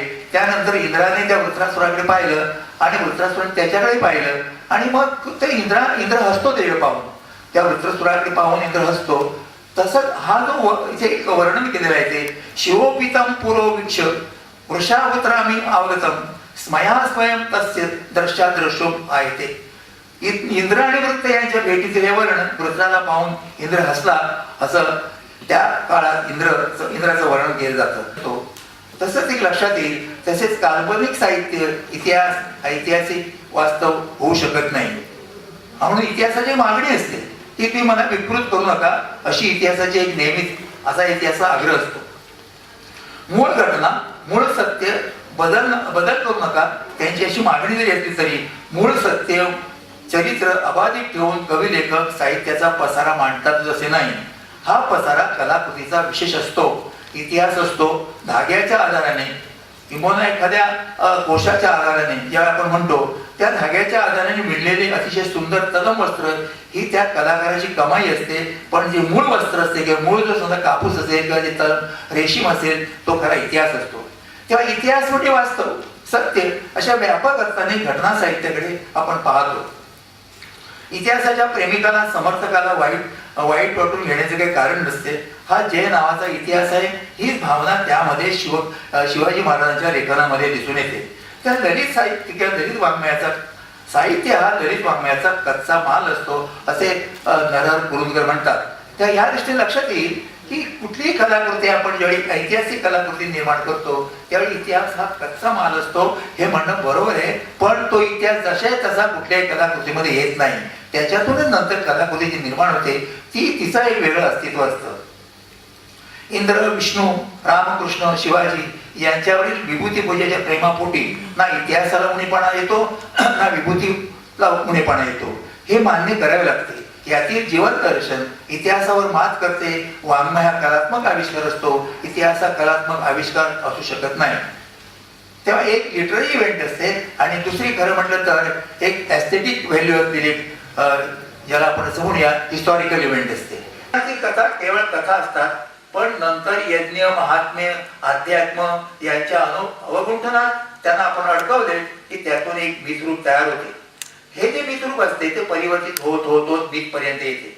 या मूळच्या कथेला नवा आशय प्राप्त करून दिलेला असतो. महाभारतात पुराण शब्दाचा अर्थही तसाच आहे. पुराण कथा, पुराकथा, प्राकथा, दंतकथा, दिव्यकथा, देवासुर कथा, दैवत कथा इत्यादी संज्ञा मराठी साहित्यात वापरल्या जातात. मीथ ही संज्ञा किंवा मिथक ही संज्ञा मराठीत दिव्य कथा म्हणून उपयोजली जाते. धर्मनिष्ठ लोकांना पुराण कथा ही श्रद्धे आणि पवित्र वाटते. परंतु वास्तववादी वैज्ञानिक वा विवेकवादी दृष्टीने पुराण कथा म्हणजे केवळ कल्पना विलास असतो. आणि हा कल्पना विलास हे त्या कवीचं वैशिष्ट्य असतं. याबाबत the nature of Greek myth या ग्रंथात जो जी.एस. किर्क यांनी असं म्हटलंय, myths are tales and tales are a primary form of expression and communication in traditional society. म्हणजे या कल्पना समाजामध्ये दृढ होत जातात आणि त्यानंतर मिथ रूपे धारण करतात. मानवाची कल्पना शक्ती, जीवनातील अद्भुतता, त्याचा धर्म संस्कृती, त्याचे तत्वज्ञान, त्यांनी निर्माण केलेल्या कला साहित्य, त्याचे समाजशास्त्र, त्याचा इतिहास, त्याचे मानसशास्त्र इत्यादी, त्यांची भाषा या सर्वांचा संबंध या पुराण कथेशी असतो. जगभरच्या सर्व कथा या संस्कृतीच्या या कथांशी संबंधित असतात. प्रकृती आणि संस्कृती यांच्यामध्ये कथा उभी असते. विश्वरचनेचा अन्वय, विश्वरचनेचा अर्थ सांगणाऱ्या कथा म्हणजेच पुराण कथा म्हणजेच मिथकथा किंवा मिथक होत. कथांच्या प्रभावामुळे मानवी संस्कृतीने आकार घेतला आणि आदी मानवाने सुद्धा या कथांचा खरं म्हटलं तर ते या निर्मितीला त्यांनी सहाय्य केलं. आणि हे सगळं आपण वाचत असताना भारतीय परंपरेत अवतारवादाला महत्व आहे. जगाच्या कल्याणात संतांच्या विभूती हे ते तत्व आहे. त्यात मानवी मनाला कल्याणमय जीवनाचे आश्वासन असते तसे या मिथकथांमध्ये असते. सत्याच्या संघर्षात शेवटी सत्याचा विजय होतो हे आश्वासन त्यामध्ये देण्याचा कवी लेखकांचा प्रयत्न असतो. हे सगळं लिहित असताना सुद्धा आपण पुन्हा पुन्हा शिवाजी महाराजांच्या त्या लेखकाकडे येतो. तुषारचा एक कवी म्हणजे कवी मोरे यांनी म्हणजे महाकवी मोरे यांनी असं म्हटलंय, तुषारचा मनुष्य जसा जलाशयाकडे धाव घेतो तसा मी शिवाजी महाराजांच्या चरित्राकडे ओढला गेलो असे या कवीने म्हटलेले आहे. याने पुढे म्हटले, ही ओढ प्रत्येक मराठी माणसाला असते. शिवाजी महाराजांच्या कर्तृत्वात अशी कोणती मीठकेमय आहे की जिच्यामुळे शिवभक्त कवी भारावून जातात. शिवाजी महाराजांच्या चरित्रात त्यांचे असे उत्तर आहे. त्यांचे चरित्र मूल्य संकल्पनाने, त्यांच्या एकूणच पालनाने, त्या नियमांच्या पालनाने, कीर्ती प्रतापाने भरलेला आहे. आणि त्यांना कवी काय म्हणतात की त्रिकाल वंदित शिवभोपाल, शिवाय दुसरा हिंदूंचा भाग्यविधाता किंवा शब्द ब्रह्म, काव्य ब्रह्म असे शब्द हे कवी वापरतात आणि शिवाजी महाराजांचं दर्शन आपल्याला घडवतात. आता काही उदाहरण मी आपल्याला याबाबत देतो म्हणजे आपल्या लक्षात येईल की आपल्याला या उदाहरणातून मी हे सांगू इच्छितो की अशा पद्धतीने जेव्हा कवी लिहितो त्यावेळी कशी उदाहरणं असतात. आता स्वराज्याच्या उभारणीत शिवाजी त्या भयभीत प्रजेला धीर देत त्यांच्याकडून काही कार्य करून घेत असे हे आपल्या लक्षात येईल. त्यानेच वेगवेगळ्या या निमित्त कशा तयार केल्या. उदाहरणार्थ जावळीच्या मोरे यांचा बंदोबस्त करताना शिवाजीला खूप कष्ट घ्यावे लागले आणि मग त्यांनी काय केलं तर त्यांनी जे वर्णन केलं जावळीचं ते तुम्ही क्षत्रियांनी व्हावे कार्य वैरी स्वराज्याचे शिशुपालाच्या पापाचे आता भरलेच घडे. आता इथे पहा की तुम्ही क्षत्रियांनी व्हावे काय वैरी स्वराज्याचे शिशुपालाच्या पापाचे आता भरलेच घडे. हे जे म्हटलेलं आहे ना कवी हा त्या शिशुपालाकडे शिवाजी महाराजांचा जो गौरव आहे त्यांचा जो काही उदात्त कर्तव्य आहे त्याच्याविषयी निर्देश करतो. तीच गोष्ट जयसिंग याने ज्यावेळी महाराष्ट्रावर औरंगजेबाने जयसिंगला पाठवलं त्यावेळेस एक उदाहरण असं आहे की हा जयसिंग महाराष्ट्रात आल्यानंतर त्याने महादेवी म्हणजे भवानीची किंवा चंडिकेची एक अनुष्ठानं सुरू केली. आता लक्षात घ्या की जयसिंग हा राजपूत राजा औरंगजेबाचा सरदार आहे.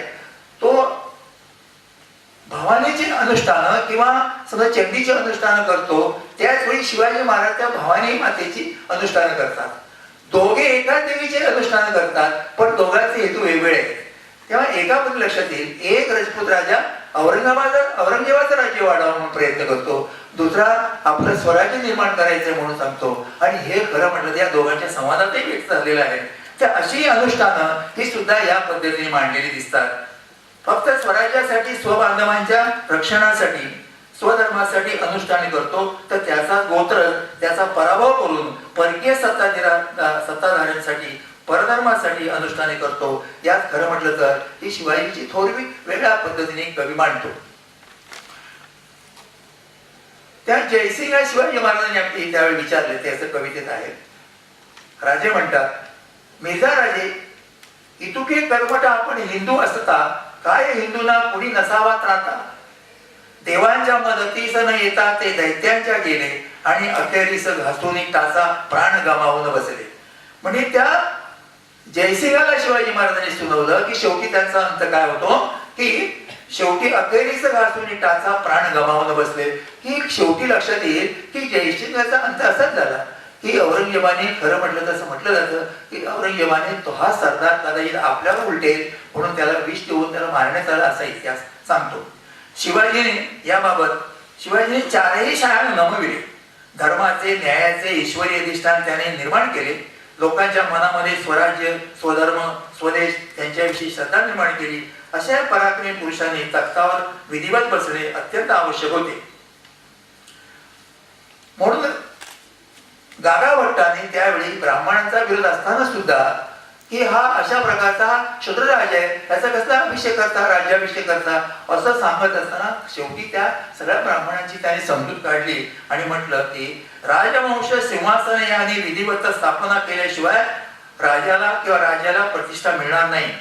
मूळधरा तीर्थजळांची हवीच अभिसंचना कलियुगीचा ब्रह्मदेव असा ज्याचा लौकिक त्या गागाभट्टाचे उद्गार होते. साधू संत प्रजाजन या सर्वांना शिवाजीच्या राज्याभिषेकाबद्दल आस्था होती. परंतु काही एका विशिष्ट वर्गाला मात्र याबाबत तशी आस्था नव्हती हे यातून आपल्या लक्षात येईल.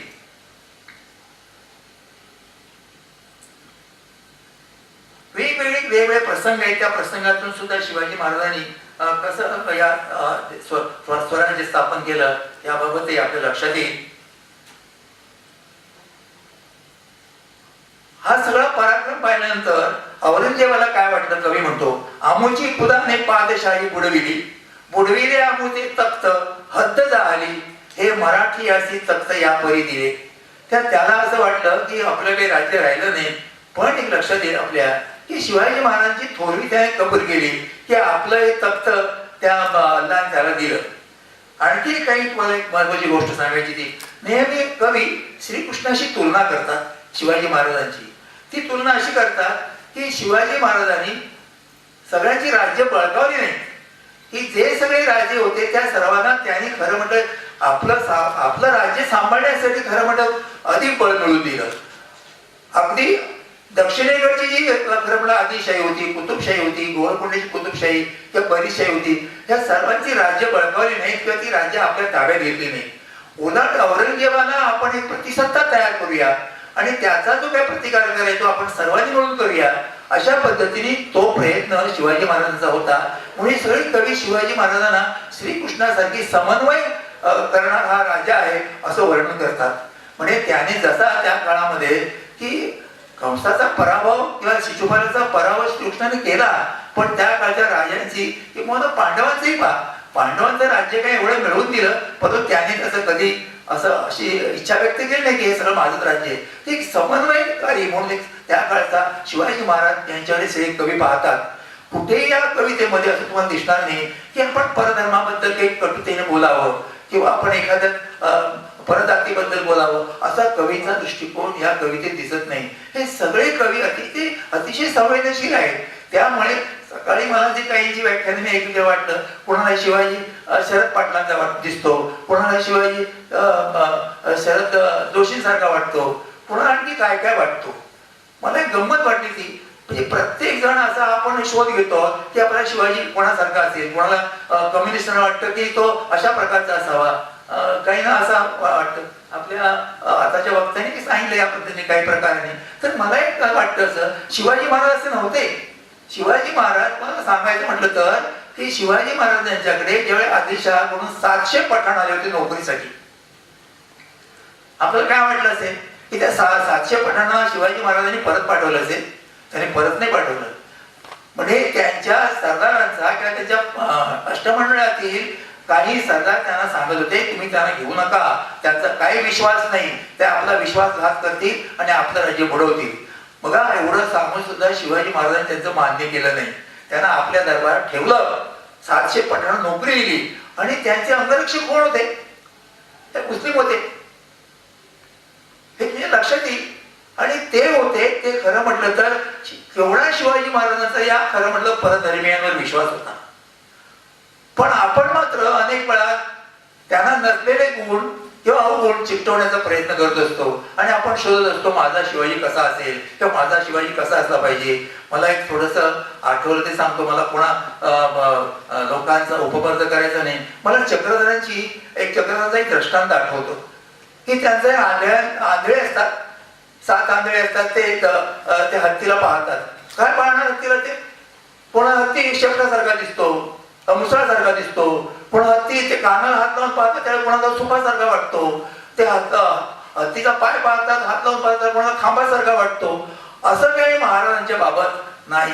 हा अतिशय वेगळा विषय आहे की आपण त्याच्याकडे पाहताना अनेक अंगाने पाहूया. राजकारण त्यांनी कसं केलं, धर्मकारण कसं केलं किंवा आपल्या प्रजेचा कसा सांभाळ केला, हा एक फार महत्वाचा मुद्दा आहे. शेतकऱ्यांचे शिवाजी महाराजांना असेही सांगितलं की शेतकरी त्या काळामध्ये जे सरंजामदार होते त्या सरंजामांच्या मधून एक शिवाजी महाराज निर्माण झाले. पण तरी एक लक्षात येईल की हा निर्माण झालेला राजा तो रयतेचा राजा आहे. पण एक काळ असा होता आपण जर मागे जाऊन पाहिलं तर की 2 धर्मांची एवढी प्रचंड खरं म्हटलं दहशत होती की शिवपूर्व काळामध्ये त्या दहशतीमुळेच खरं म्हटलं तर यादवांचं राज्य गेलं. हे 2 दहशती कुठल्या होत्या? एक होती मोगलांची, तुम्हाला माहित आहे. दुसरी कदाचित माहिती नसते, ती हिंदू धर्माची दहशत होती. हे आपण विसरतो की आपल्याला एका परीने असं लक्षात येईल की त्या काळातला आपला जो समाज होता त्या समाजाला एवढं भय होतं की आपलेच पंतप्रधान म्हणजे त्या काळातले हेमाड पंतांसारखे हे चतुर्थ वर्गात चिंतामणी नावाचा एक ग्रंथ लिहित होते. त्यात 1000 व्रत होती. ही 1000 व्रत लिहिणारा हा पंतप्रधान त्या यादवांचा पंतप्रधान होता. तो व्रत लिहिण्यापेक्षा त्याने जर का त्या शत्रूच्या आगमनाकडे लक्ष दिलं असतं तर मला वाटतं काहीतरी वेगळं चित्र दिसलं असतं. म्हणूनही मला वाटतं ते असं की तो काळ त्या काळामध्ये वैकल्यामध्ये अडकलेल्या प्रजेला या राजांबद्दल काही वाटत नव्हतं, काही वाटत नव्हतं की आक्रमक येत होते. सकाळी एका वक्त्याने सांगितलं की 17-18 वेळा त्या सोमनाथवर या मुसलमानांनी सुलतानांनी आक्रमण केलं, पण इथल्या कुणी राजाने त्याला प्रतिकार केला नाही, प्रजेने तर मुळीच केला नाही. प्रजा कशाला करील?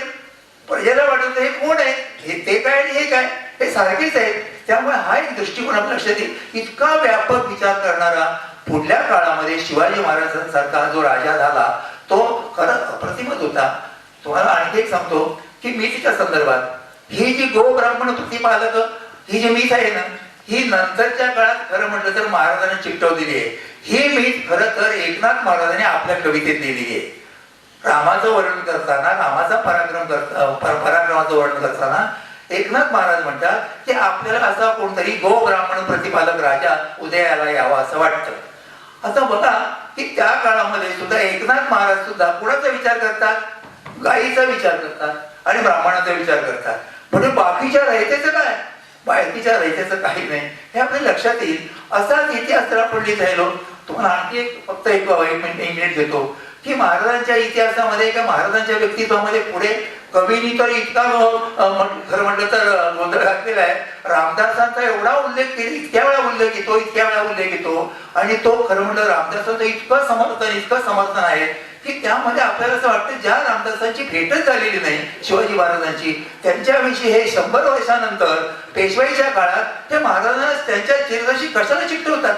काय प्रयोजन आहे? खरं म्हटलं तर रामदास कवी म्हणून किंवा मठ ते त्यांचा आश्रम होता या दृष्टी थोडंच होते. हे असं काहीतरी इतिहास घेऊन त्यांचं खरं म्हणजे उणेपणा आणलं त्या त्यांच्या भक्तांनी, असं मला वाटतं.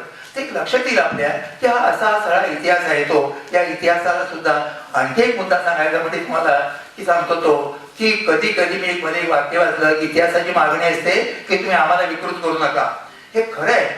कधी कधी कवी लेखक किंवा गद्य लेखक कादंबरीकार इतकं स्वातंत्र्य घेतात की लोकांना वाचकांना असं वाटतं हाच इतिहास आहे आपला. जो खरं म्हटलं तर आपल्या ज्या कथा कादंबऱ्या लिहिल्या गेल्या त्यावेळी सामान्य माणसाला शिवकालाचा परिचय पण नव्हता. त्या काळात हे जे काही इतिहास लेखन आपल्या ज्या कादंबरी लेखन झालं, सर्वसामान्य माणसाला वाटलं तोच इतिहास असावा आपला आणि तोच इतिहास घेऊन आपण नंतर मग लिहित गेलो. आणि त्यामुळे एक आपल्या या कवी लेखकांमध्ये सुद्धा कवींमध्ये इतिहासाचा अभ्यास असा फार दिसला नाही. त्याच्यामुळे अशा प्रकारच्या चुका होऊन राहतात आणि त्यामुळे आपली पुढे खरं म्हटलं आपल्या पुढे आपले हे जे कवी लिहितात त्याच्यामध्ये काही उणिवा राहून जातात.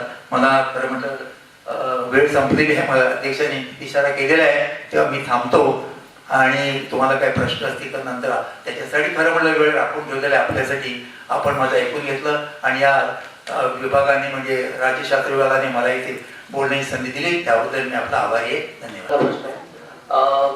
खरं तर माझ्या अभ्यासाचा भाग म्हणूनच मी ती मर्यादा सांगितलेली आहे की डाव्या विचारांचा किंवा मार्क्सवाद्यांचा उदारमतवाद्यांचा जो शिवाजी आहे तो सर्वसामान्यांपर्यंत पोहोचलाच नाही किंवा त्याचं प्रतिबिंब चित्रपट किंवा मालिकेत दिसत नाही. उदारमतवाद म्हणत असाल तर शिवाजी महाराजांची उदार दृष्टी सहिष्णू विचार हा मालिकेतनं आणि चित्रपटातनं येतो. पण डाव्या विचारांचा जो शिवाजी आहे म्हणजे तुम्ही जर विचारलं की मार्क्सवाद्यांचा शिवाजी हा शेतकरी राजा होता किंवा शिवाजी हा शेतकरी क्रांतीचा वाहक होता असं चित्रण कुठल्याही चित्रपट किंवा मालिकातलं येत नाही.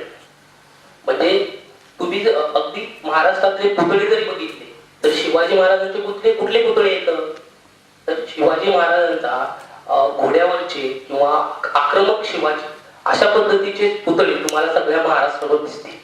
म्हणजे फार क्वचित प्रसंगी तुम्हाला शेतकरी राजा शिवाजी असा पुतळा तुम्हाला दिसला.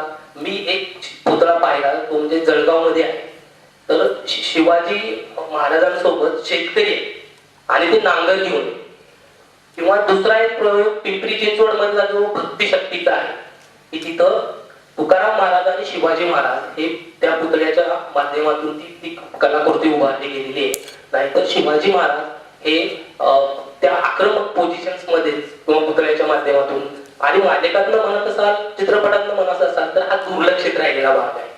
तिसरा जो महत्वाचा घटक आहे की शिवाजी महाराज त्यांच्या स्वराज्य निर्मितीच्या कार्यामध्ये ज्या सर्व समूहांना एकत्र घेऊन हा लढा उभा करत होते त्याची जनमानसामधली समज दृढ आहे.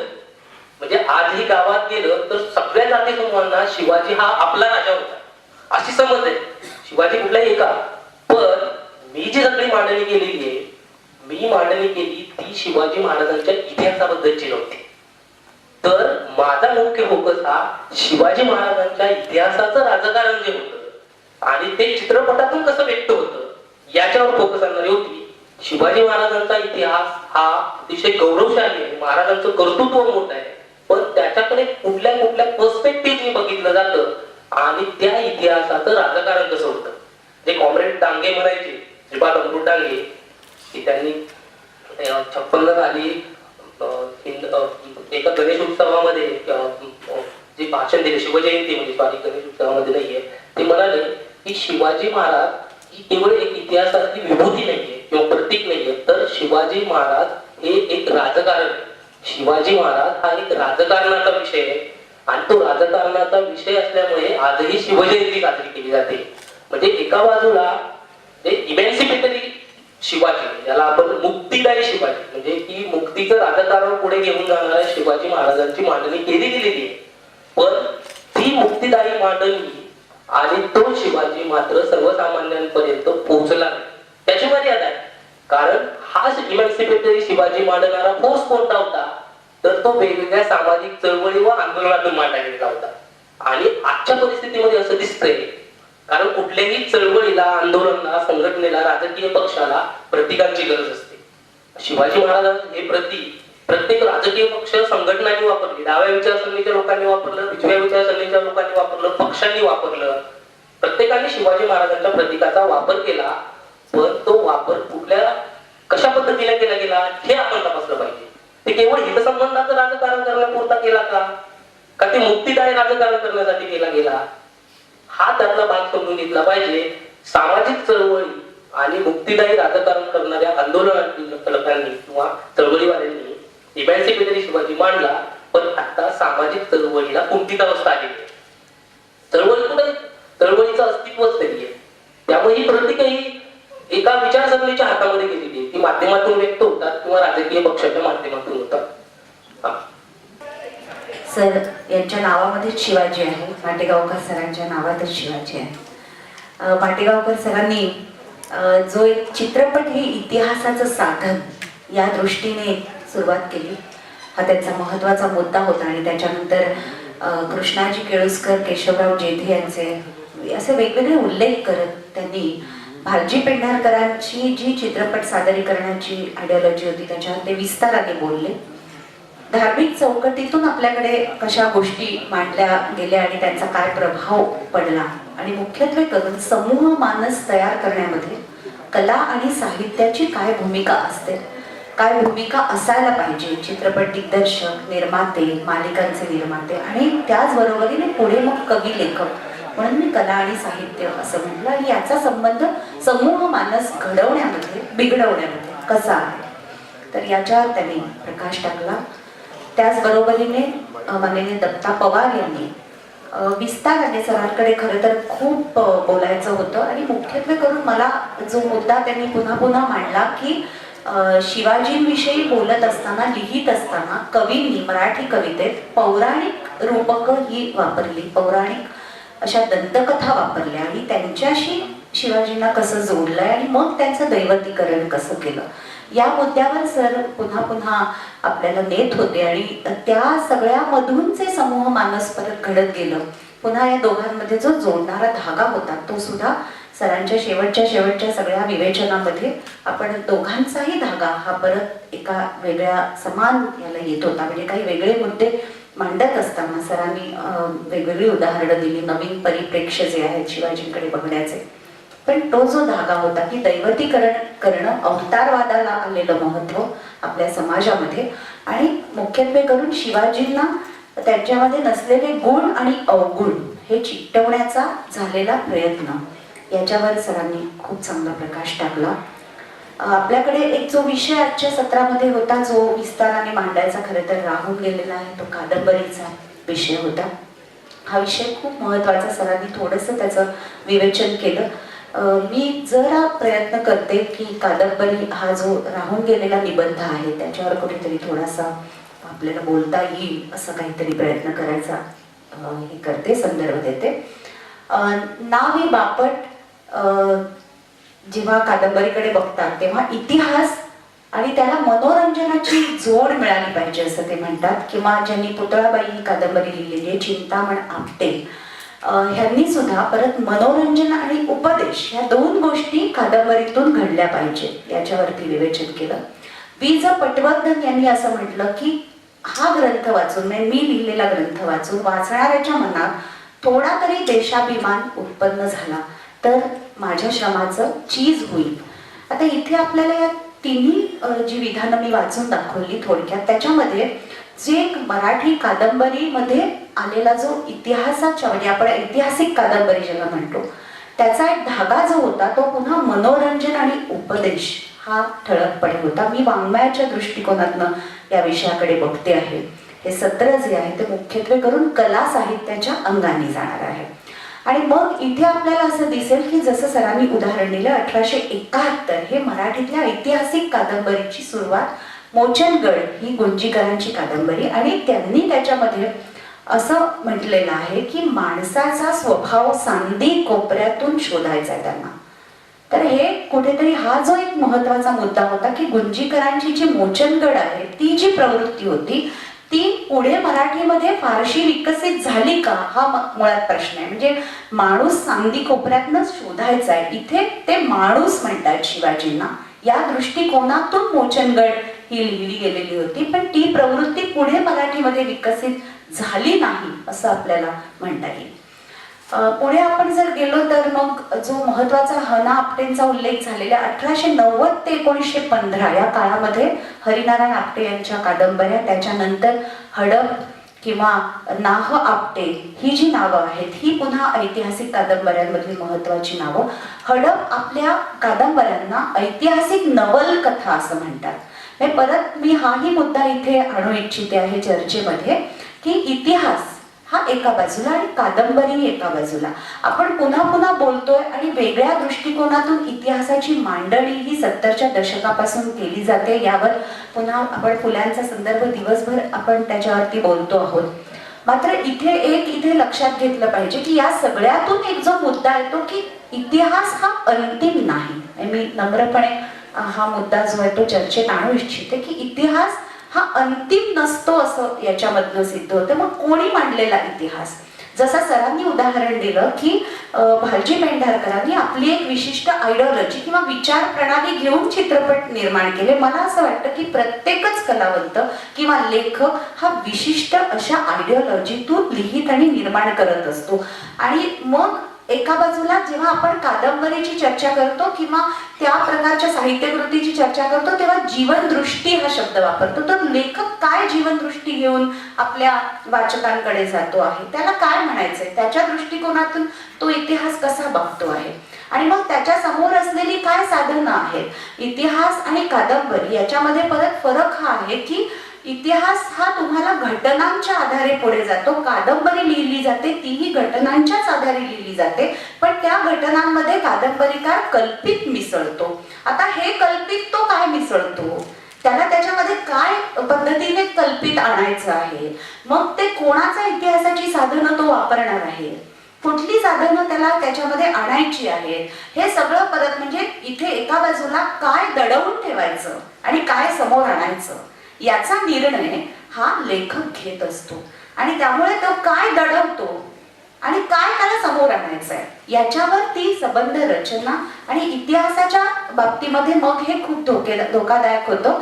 या शिवाजी राजांच्या संदर्भामध्ये आपण जेव्हा ही चर्चा करतो की चुकीच्या पद्धतीने शिवाजी समोर ठेवले गेले, तर तिथे काय दडवायचंय आणि काय समोर आणायचंय हा मुद्दा लेखक काय कसा वापरतो हे खूप महत्वाचं ठरतं असं मला वाटतं. आपण मराठी कादंबऱ्यांच्या बाबत बोलत असताना पुढच्या टप्प्यावर मी गोनी दांडेकरांकडे येते.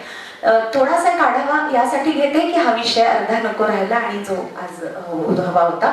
एका बाजूला दोन गोष्टी आपल्याला पाहायला पाहिजेत की मराठी कादंबऱ्यांची जी सुरुवात आहे 1871 ही संबंध राष्ट्रवादाच्या उभारणीची एक सुरुवात होती आणि त्या पद्धतीने इतिहासाची एक लाट आली असं राजवाड्यांनी म्हटलेलं आहे की इतिहासाच्या आस्थेची पहिली लाट ही त्या काळामध्ये आली आणि कादंबऱ्या वेगाने लिहिल्या गेल्या. त्यानंतर ऐतिहासिक कादंबरीच्या लेखनामध्ये खंड पडलेला आहे आणि मग पुन्हा एकदा 1960 नंतर जी कादंबरी आहे ऐतिहासिक कादंबरी ती पुन्हा वेगाने आलेली दिसते. इथे परत एकदा संयुक्त महाराष्ट्राची जी चळवळ आहे आणि प्रांतिक अस्मिता ही जी गोष्ट आहे त्याच्याशी पुन्हा मराठी कादंबरीला जोडता येईल आणि मग इथे लक्षात घेतलं पाहिजे, मग तिथे आलेली जी 68 सालची श्रीमान योगी आहे आणि आधी लिहिली गेलेली जी स्वामी आहे 1962 सालची, शिवाजी राजांच्या वरची नाहीये पण ऐतिहासिक कादंबरी म्हणून मी बघते, त्याच वेळेला 1963 साली मराठीत कोसला आलेली आहे भालचंद्र नेमाडेंची. मग कोसलाची जी प्रवृत्ती होती ती पूर्णपणे नवसाहित्याच्या अंगाने जाणारी होती आणि ऐतिहासिक कादंबरीच्या बाबतीमध्ये मात्र अशा प्रकारचे प्रयोग झाले का, काही वेगळ्या पद्धतीने ऐतिहासिक कादंबरी लिहिली गेली का, जसं आता तुम्ही प्रश्न विचारला की नव्या ही पुरोगामी विचाराची डाव्या विचारसरणीची अशी काही मालिका आली का, हा जसा तुमच्या मनामध्ये प्रश्न आहे तसंच मराठी ऐतिहासिक कादंबरीच्या बाबतीत किंवा शिवाजी समोर ठेवण्याच्या बाबतीत काही प्रयोग केले गेले का, आणि त्या संदर्भामध्ये त्यांनी आता छत्रपती नव्या या ज्या आपल्या 2009 सालच्या चित्रपटाचं उदाहरण दिलं. पण अशा कलाकृती या आपल्याला अभावाने दिसतात. मराठी ऐतिहासिक कादंबरीच्या बाबतीतही आपण जर बोलायचं तर भारावून गेलेलं अशी जी माणसं आहेत अशी आणि त्या भारावून गेल्याच्या सगळ्या जाणीवेतून झालेलं लेखन. मात्र इथे मी मुद्दाम एक गोष्ट नमूद करीन की जी आपल्याकडे आलेला जो फ्रॉइडचा सिद्धांत आहे, मनोविश्लेषणात्मक असा जो सगळा विचार आहे, त्याच्यामधून शिवाजींकडे माणूस म्हणून बघणं आणि मग काही एक दोन गोष्टी आपल्याला तिथे शोधता येतात. मग ते कशा पद्धतीचं चित्रण झालंय वगैरे हे सगळं बाजूला जरी आपण ठेवलं तरी एक रायगडाला जेव्हा जाग येते मध्ये पिता आणि पुत्र यांच्यामध्ये काय पद्धतीचा संबंध, काय पद्धतीचं नातं आहे. आत्ता 2014 साली धाकट्या राणीसाहेब नावाची वर्षा मुळे यांची कादंबरी 2014 मध्ये प्रकाशित झाली आहे. ती पुन्हा पुतळाबाई आणि शिवाजी यांच्यामधले मर्मबंध शोधण्याचा प्रयत्न करते. तर इथे आपल्याला माणूस म्हणून नात्यांचा वेध घेणं, माणूस म्हणून व्यक्तीचा वेध घेणं हे इथे कुठेतरी आपल्याला दिसेल. रायगडाला जेव्हा जाग येते पहिल्या पानावर वसंत कानेटकरांचं वाक्य आहे की शिवाजींच्या म्हणजे अंतरीचं शल्य मला कोणीतरी सांगा, असं तिथे म्हटलेलं आहे. तर हे माणूस समजून घेण्याचे काही प्रयत्न म्हणून मी इथे ही उदाहरणं देईन. पुढे जरा जास्त विस्ताराने खरं तर जायचं होतं परंतु आपल्याकडे तेवढा वेळ नाहीये. मी एका महत्वाच्या मुद्द्याकडे येते. कादंबरीच्या संदर्भामध्ये आपल्याला राजेश्री नास इनामदारांचा उल्लेख मी करीन की ज्यांनी शिवाजीराजांच्या वरची कादंबरी लिहिलेली आहे. त्याच्यामध्ये सुद्धा नास इनामदारांनी जो प्रयत्न केलेला आहे तो सुद्धा पुन्हा मोठा विस्ताराने जरी आपण समजून घ्यायचा प्रयत्न केला तरी इथे असं दिसेल की कादंबरी ज्या वेळेला लेखक लिहितो तेव्हा त्यातली पात्र म्हणजे त्याच्यामधल्या व्यक्तिरेखा आणि त्या व्यक्तिरेखांच्या आसपास असणारा काळ, लेखक जो लिहितो आहे तो वर्तमान काळातला लेखक आहे, तो पाहतो आहे भूतकाळामध्ये आणि त्या भूतकाळातली पात्र त्याला आपल्या कादंबरीमध्ये आणायची आहेत आणि पुन्हा त्या लेखकाची स्वतःची त्या भूतकाळाकडे बघण्याची एक दृष्टी आहे किंवा त्याची दृष्टी ही समाजामध्ये तयार झालेली आहे. ह्या सगळ्यामधून लेखक जातो आहे. गेली ऐतिहासिक कादंबरी ही प्रचंड खप तिचा मराठीमध्ये झाला वेगवेगळ्या कादंबऱ्यांचा. याचं सुद्धा कारण परत एकदा सरांनी जसं राजकारणाचा संदर्भ आणला की लोकांचा त्या व्यक्तिमत्वाबद्दल म्हणजे शिवाजींच्या व्यक्तिमत्वाचा असलेला इतका प्रचंड प्रभाव आहे की त्याच्यातून आता गोनी दांडेकरांनी जे कादंबरी पंचक निर्माण केलं, 5 कादंबऱ्या आहेत की ज्या संबंध शिवकालीन परिस्थितीबद्दल म्हणजे ते पुन्हा पुन्हा त्याच्यात येत आहे की ते शिवाजींविषयी लिहित नाहीत तर त्यांना परिस्थितीविषयी लिहायचं आहे. तर हे अशा प्रकारचे मराठीमध्ये वेगवेगळ्या अंगाने शिवाजी राजांना समोर ठेवून पाहण्याचे काही प्रयत्न झाले जे मी आपल्या समोर ठेवले. मला थोडंसं पटकन कवितेकडे यावंसं वाटतं आणि फुलांचा उल्लेख तर केलेलाच आहे सरांनी. मी प्रामुख्याने आपल्यासमोर एक उल्लेख ठेवते आहे जो मला महत्वाचा वाटतो. शाहीर अमर शेखांचा संदर्भ मी समोर ठेवते आहे की शाहीर अमर शेखांचा एक पोवाडा आहे समाजवादी शिवछत्रपती अर्थात अमर अभिलाषा.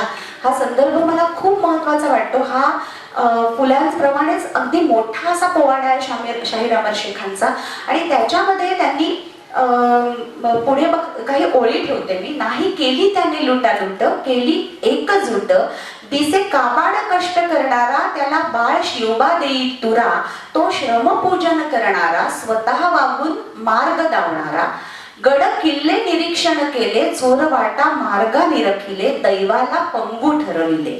इथे शाहीर अमर शेखांनी परत श्रमाचं पूजन करणारा शिवाजी हा बिंबवण्याचा प्रयत्न केलाय आणि खूप सुंदर शब्द त्यांनी योजलेला आहे, शिवबा सर्जा राजा होतो. तर इथे सर्जा हा शब्द पुन्हा पुन्हा त्या पोवाड्यामध्ये येतो. भूमिहीना प्रेमे कवळितो, त्यांना जमीन मिळवून देतो, भू लागवडीला आणतो, माळ राणी मळा फुलवितो, महसुलाची शिस्त लावितो, झेपेल इतका कर घेतो. तर आपण शिवाजी राजांनी काय काय केलं रयतेचा राजा म्हणून हे सगळं शाहीर अमर शेखांच्या पोवाड्यामध्ये आलेलं आहे. पुढे ते म्हणतात, पण सावकारांना अडवतो, ऐपती प्रमाणेच घेतो, सावकार जो कर चुकवतो, सक्तीनं त्याला दंडितो. तर या सगळ्या ज्या गोष्टी आहेत या शाहीर अमर शेखांच्या पोवाड्यामध्ये आल्या. त्यांचा जो शेवट आहे तो समाजवादी सर्जा, ते पुन्हा पुन्हा म्हणतात, तो समाजवादी सर्जा, तो राजा कसला, लोकशाहीचा कलिजा. तर हा शाहीर अमर शेखांचा जो पोवाडा आहे तो खूप वेगळा. इथे भूषण कवी भूषण जो हिंदी मध्ये त्यांनी जी रचना केलेली आहे सबंध, त्याच्यामध्ये सुद्धा इथे कवी भूषणाची उदाहरणं वेगवेगळ्या ठिकाणी दख्खनी हिंदीमध्ये वगैरे दिली जातात. शिवा बावनी शिवराज भूषणचा उल्लेख होतो. खांद्यावरील जानवी आणि गळ्यातल्या माळा सुरक्षित ठेवणारा असा राजा, असं कवी भूषणने म्हटलेलं आहे. तर या सगळ्याला छेद देणारी अशी कविता पोवाड्यांच्या रूपाने मराठीमध्ये महात्मा फुले, शाहीर अमर शेख यांनी आणलेली आहे, जी आत्ता सगळ्या नव्या काळामध्ये आणि आत्ताच्या वास्तवामध्ये या सगळ्याची ही जी चर्चा होते ती मला खूप महत्वाची वाटते. विजय जगताप नावाचे एक शाहीर आहेत, त्यांनी जवळजवळ 2 पोवाडे त्यांचे आहेत. धन्य राजा शिवराय, त्याच्यात त्यांनी न्यायी शिवाजी आपल्या समोर ठेवलेले आहेत आणि दुसरा मानी शिवाजी. आणि त्यातल्या एका पोवाड्यामध्ये म्हणजे जसं मगाशी सर बोलत होते की त्यांनी असं चित्रण केलेलं आहे की शिवाजी राजे घोड्यावरून जातात, म्हणजे तुम्ही आक्रमक शिवाजींचा उल्लेख केला, घोड्यावरून जातात आणि समोर एक गरीब ज्याच्यावरती अन्याय झालेला आहे तो येतो आणि शिवाजी राजांचा घोडा लगाम खेचतो आणि अडवतो. तर अशा प्रकारचे प्रसंग उभे करणं शाहिरांनी खूप मोठी गोष्ट वाटते. म्हणजे सर्वसामान्य माणूस त्यांचा घोडा अडवू शकत होता. अशा प्रकारचे हे प्रसंग जे आहे तो रयतेचा राजा आहे हे समोर आणण्यासाठी हा प्रसंग, या अशा वेगळ्या प्रसंगांचं चित्रणही पोवाड्यांमध्ये झालंय हे मला मुद्दाम नमूद करावं असं वाटतं. परत म्हणजे इथे जो उल्लेख झाला, रामदास स्वामींचाही उल्लेख झाला इथे की आनंदवन भुवनी सारखं जे महाकाव्य सतत शिवकल्याण राजामधून आलं की स्नान संध्या करायला उदंड जाहलं पाणी आणि जपतप अनुष्ठाने. तर ह्या शब्दांमध्ये पुन्हा तिथे तो जो संबंध ब्राह्मणी संस्कृतीचा एक उल्लेख इथे येतो. तर यापेक्षा खूप वेगळा पोवाडा हा बहुजनांमधून आलेला आहे. आणि मदन पाटील यांचा उल्लेख करेन मी, ज्यांच्या 2 कादंबऱ्या, या एक कादंबरी त्यांची शहाजींवरची आहे, पुतळाबाईंवरची आहे. तर त्यांनी एक हा मुद्दा मांडलेला आहे, मी जेव्हा सुरुवातीला कादंबऱ्यांबद्दल बोलत होते की बहुजनांच्या प्रेरणादायी महापुरुषांचा इतिहास जपण्याची जबाबदारी या समयी बहुजनांवर आहे. मला असं वाटतं की ज्या वेळेला बहुजन समाजातनं शिवाजी राजांवरती लिहिणारे, त्यांच्यावरती रचणारे, त्यांच्यावर मालिका निर्माण करणारे, त्यांच्याकडे पाहण्याची एक वेगळी दृष्टी चित्रपटामधून उभे करणारे असे जेव्हा कलावंत लेखक पुढे येतील आणि ते येत राहतील, त्यावेळेला निश्चित ही जी सगळी चर्चा आणि महाराष्ट्राचं जे चर्चा विश्व हे बदललेलं आहे, विचार विश्व जे बदललेलं आहे, त्या बदलत्या प्रवाहाचा एक वेगळं दर्शन मग मला असं वाटतं की कादंबरीमधून, ऐतिहासिक कादंबरीमधून किंवा ते चित्रपटांमधून आणि मालिकांमधून निश्चित होईल. जाता जाता फक्त मला मराठीची अभ्यासक म्हणून एक खंत नोंदवायची आहे की थोडं नंतरच्या टप्प्यावर, अगदी आत्ताच्या टप्प्यावर शोध नावाची मुरलीधर खैरनार यांची कादंबरी आलेली आहे, जी पुन्हा इतिहासाकडे बघण्याची एक वेगळ्या पद्धतीने इतिहासाची मांडणी, किंवा नंदा खरे अंताजीची बखर सारखी पानिपतच्या संदर्भातली कादंबरी आहे की या